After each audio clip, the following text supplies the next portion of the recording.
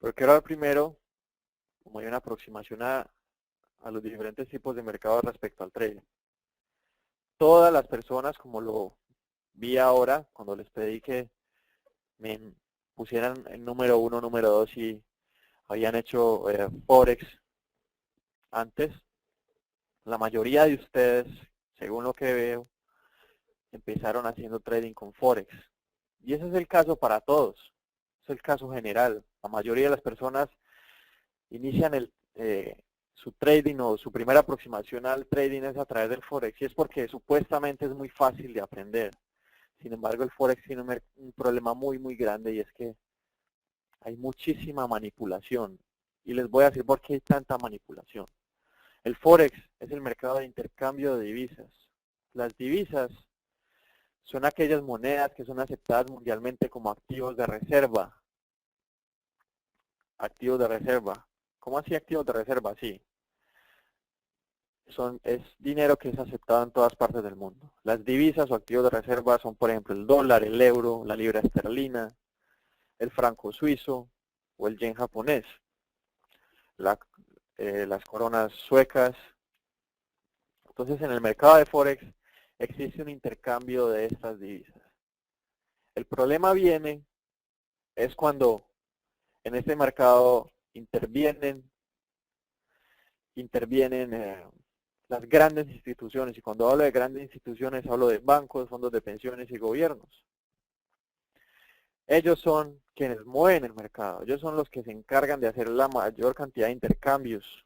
Digamos, si un banco en Alemania quiere hacer una transferencia de fondos a un banco en Estados Unidos, digamos el Deutsche Bank, el Bank of America en Estados Unidos, pues el Deutsche Bank no le puede entregar euros al Bank of America, le tiene que entregar dólares. Entonces, para hacer ese intercambio tiene que ir al Forex, al mercado de divisas, al Forex, y hacer ese intercambio. Y los intercambios que hacen estas instituciones no son pequeños, son de muchos millones de dólares. Entonces, y esas transacciones son constantes, se hacen todo el día durante varias instituciones. Entonces, cada vez que hacen estos intercambios de divisas, ellos mueven el mercado.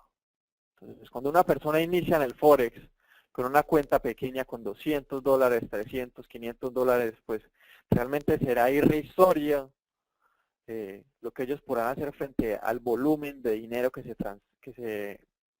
digamos que se intercambia en este mercado Forex. Entonces, cada vez que una de estas instituciones intercambia grandes cantidades de dinero, pues mueve el precio. Entonces, el trader de Forex fácilmente cae en estas manipulaciones que se dan por esos intercambios. Entonces es muy complejo, digamos, por no decirlo imposible, operar allí por la gran manipulación que existe, porque realmente el retail trader como nosotros, que no tenemos cuentas tan grandes, no podemos hacer nada contra esta gran ola que manejan las grandes instituciones en estos mercados. Las opciones, por otro lado, dentro de su fundamentación teórica, son muy complejas. Es muy compleja la fundamentación teórica de las opciones.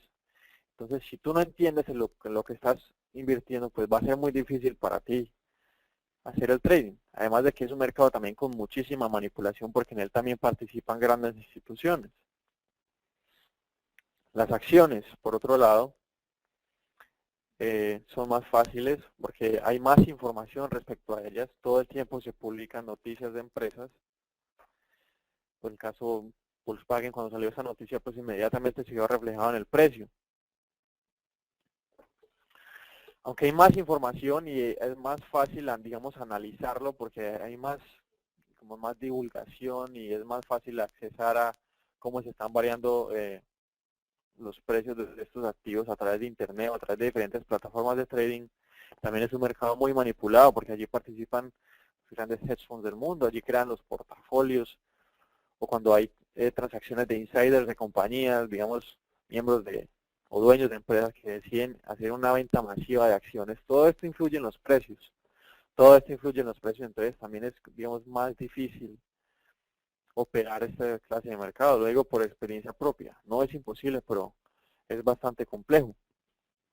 En el caso de los E-minis, que es como el core del Day Trading Academy, Aquí enseñamos a hacer trading con futuros de contratos minis del S&P 500. Es más fácil de aprender por el método que usamos. Al leer volumen del mercado, nosotros no leemos tiempo, como se hace con velas, sino que leemos volumen. Es más fácil de aprender. Y es un mercado que no es tan manipulado. No es tan manipulado por la gran cantidad de participación que hay allí. Es un mercado muy, muy líquido. Es uno de los mercados más líquidos del mundo, el mercado de futuros, en particular el mercado del E-mini. Personas de todo el mundo durante las 3 primeras horas del día están participando allí, intercambiando dinero constantemente.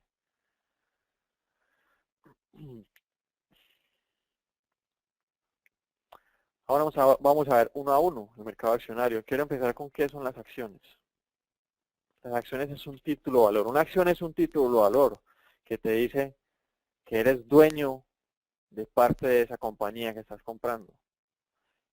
Como eres dueño, tienes unos derechos políticos y económicos. Cuando tú compras una acción, te vuelves socio de esa empresa y por lo tanto tienes unos derechos políticos y económicos. Y cuando hablo de derechos políticos y económicos, hablo de que, por ejemplo, puedes ir a la asamblea de accionistas que cada año hacen las compañías, alzar la mano, hablar, tienes voz y voto en la asamblea de accionistas. Y aparte de eso tienes unos derechos económicos que son los dividendos, las utilidades que generan las compañías en su año, digamos, año fiscal, en su periodo de operación. En esta asamblea de accionistas se determinan qué cantidad de esas ganancias serán repartidas entre sus accionistas y es a través de dividendos. ¿Cómo saber si una empresa da utilidades? Si tú eres accionista de una empresa, tienes derecho a saber, a conocer los estados financieros de la empresa. Allí puedes saber si están dando utilidades o no, estudiando sus estados financieros, como el estado de pérdidas y ganancias o los flujos de efectivo. Entonces, entre más acciones tengas, digamos, más peso tendrá tu voz en la asamblea. Entre más acciones tengas, más dividendos vas a recibir, porque los dividendos son proporcionales a la cantidad de acciones que tienes. Por ejemplo, si yo tengo una acción de Apple, bueno, pues no dividendos. Si yo tengo, qué sé yo, una acción de la compañía y la compañía Y en su asamblea de accionistas en abril dijo, vamos a dar $1 por acción. Si yo tengo una sola acción de la compañía Y, pues yo solo voy a recibir $1 de dividendos. Si tengo 1000 acciones, pues voy a recibir $1000 de dividendos. Si tengo 1.000.000 de acciones, voy a recibir 1.000.000 en dividendos. 1.000.000 de pesos en dividendos.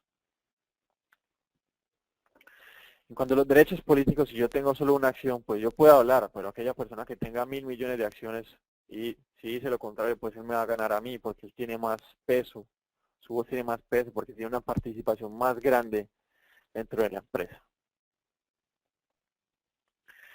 Entonces, teniendo esto en cuenta, para que una empresa esté interesada en repartir sus utilidades entre personas, entre terceros, entre desconocidos, muy fácil, porque una emisión de acciones es una forma que tienen las empresas para financiarse, para obtener fondos. Cuando yo me vendo un precio y obtengo dinero por ello. Que las empresas emiten acciones simplemente para aumentar sus fondos, para financiarse, para financiar proyectos que van a ser de beneficio para la compañía. Y lo hacen porque probablemente están muy caras las tasas de interés o porque es una compañía que tiene mucha credibilidad, entonces va a ser más fácil para ellos vender sus acciones.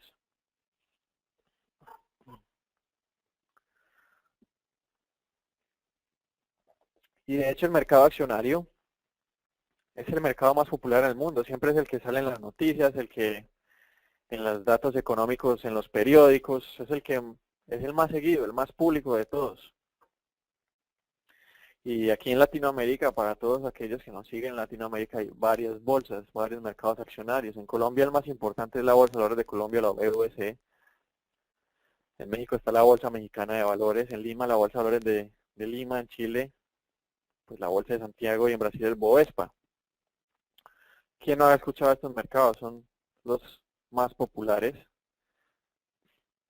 y es porque están en constante divulgación. Dentro de esas bolsas existen una referencia, hay un benchmark y estos son los índices. Todos han escuchado del Dow Jones o del Standard & Poor's, del Nasdaq, del Bovespa, del IPSA de Chile, del Merval. Todos estos son índices importantes, pero ¿qué es un índice? Un índice es una canasta de acciones. Un índice está conformado por un grupo de acciones, puede ser de diferentes sectores. Hay índices energéticos, índices de empresas financieras o de tecnológicas como el Nasdaq. Hay índices que están creados de acuerdo a la importancia de las compañías que lo conforman o de su market cap, de su tamaño, de su valor en bolsa. Por ejemplo, el Standard & Poor's 500 es uno de los índices más importantes en los Estados Unidos y se compone por las 500 compañías más grandes, compañías públicas. Cuando hablo de públicas no es que son del gobierno, sino que están listadas en el mercado. El Nasdaq son solo compañías o que se refieren a nuevas tecnologías o de tecnología, por ejemplo, Apple, Amazon, Google, Cisco Systems, qué sé yo, eBay.